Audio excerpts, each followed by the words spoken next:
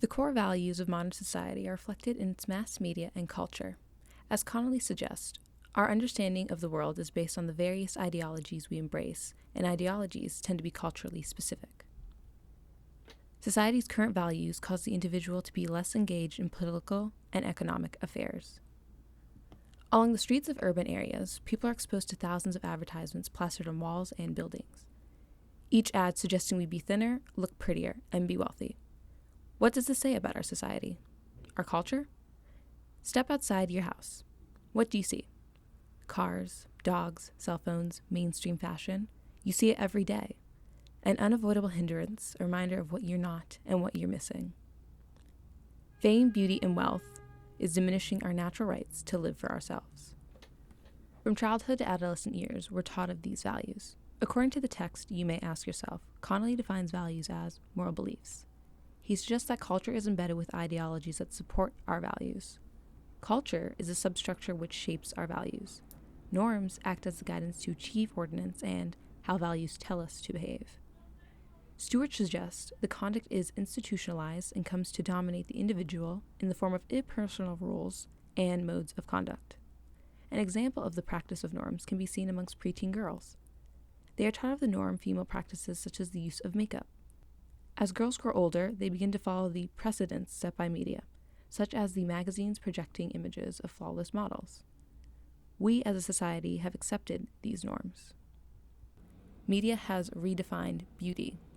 The way that media portrays beauty is sending warped images to younger women. The solution to this is to educate girls on the truth about the perception of body image and to make them understand that inner beauty is all that matters. Although it is a bit wishful thinking, it is a step in the right direction that will start us on a good path. Gender roles hurt individuals from being their own person. By conditioning a baby girl to wear pink, she is to believe pink is only for girls. The gender roles we are brought up with cause us to think in a manner that supports those roles. Our culture requires a different approach.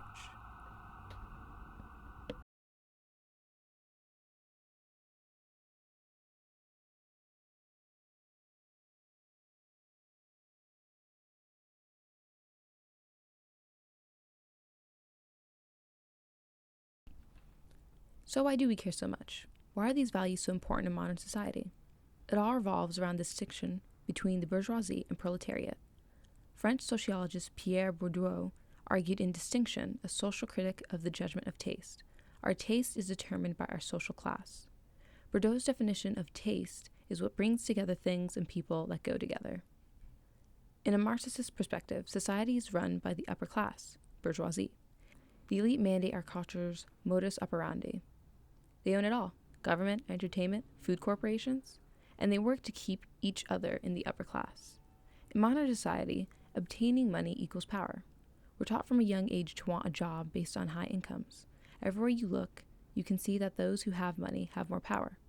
The other class use their wealth as a means of buying privileges or opportunities.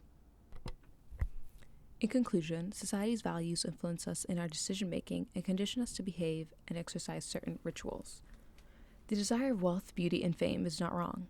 Weber's advice for the individual in modern society is to confront this reality by being accountable to oneself for one's actions, by pursuing one's calling even if there is no external authority that can validate one's particular choice of Godhead. Though self-clarification, consistent living, rationalizing with responsible actions, and familiarity of its consequences. Weber suggests that the individual should decide on what their values are. We have been trained into thinking that in order to be loved and cared for, we should follow and achieve societal expectations. Unfortunately, this puts everyone in an uncomfortable situation, since people are being forced to compromise a part of their identity in order to fit in.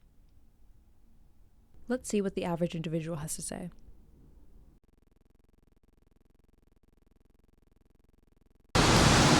Well, I think it's a little reductive to talk about society as a whole in just one sentence, but certainly there are aspects of American society that, as someone who lives here and as someone who's part of that culture, like certainly the morals of the country affect how I live my life, and certainly like how I see other cultures and other individuals, just based on sort of the culture that I've grown up in and the culture that I live in.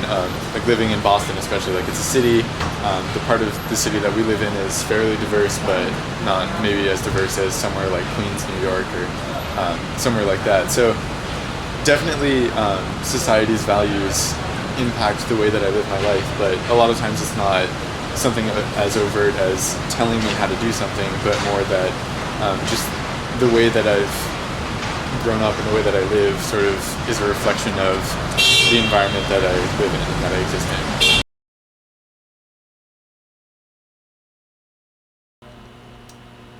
I would say beauty, just because society always has so many expectations and like aspects. Just like you always have to live up to like this certain image. You always have to have the right clothing, and it's just never like one perfect image. There's always so many different things, and you can never please everyone.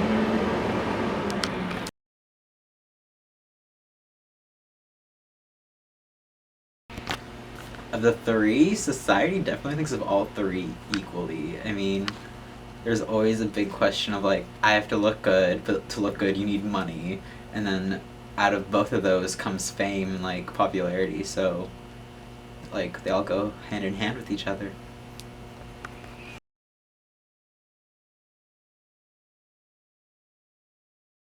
In today's society, I think they're really important, just because it's like you can't do anything without those three, but in like the ideal society, I don't think any of the three would really matter.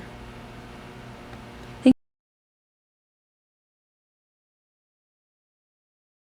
feel like wealth is one of the big ones, because like everyone tries to make as much money as they can. They're like, I want to be rich someday, and like it's like, oh, I got lots of money, like I'm really cool, and like stuff like that.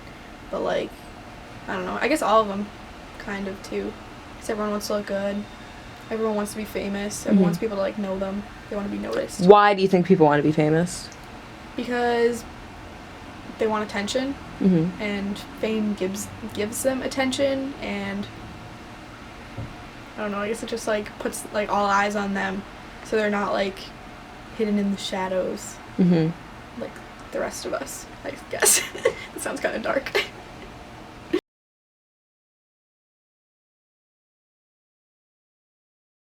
Society wouldn't function the same, but I don't necessarily think we need them. Like other countries survive perfectly fine without, oh, I need to look good today, or like, I mean, obviously you need money if you want to grow, but I feel like our society has taken it to like another level where like if you don't have money, then you can't do anything, you're not as good.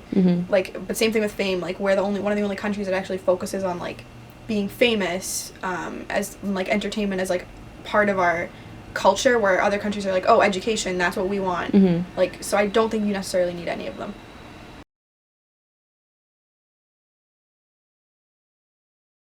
I think in this country, yes, because a lot of people are like, oh, I'm going to become famous, so like my education isn't that important, or like I can rap, so I'm going to drop out of school. Not like being stereotypical or anything, but like it's just kind of little things like that. People like don't think like, oh, I don't need education because I can do this, whereas like other countries, it's like education is the number one.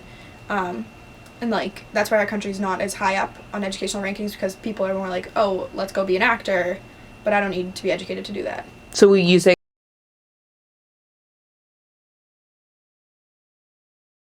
I think it's society as a whole, because we are the ones who are putting our attention to the people. We're giving them like, oh, I need to watch the TV today to see what's the latest gossip with Kim Kardashian or what happened, but like, I don't know, like we're not like, oh, let's go read a book tonight before we go to bed. It's like, let's watch TV and see what's going on.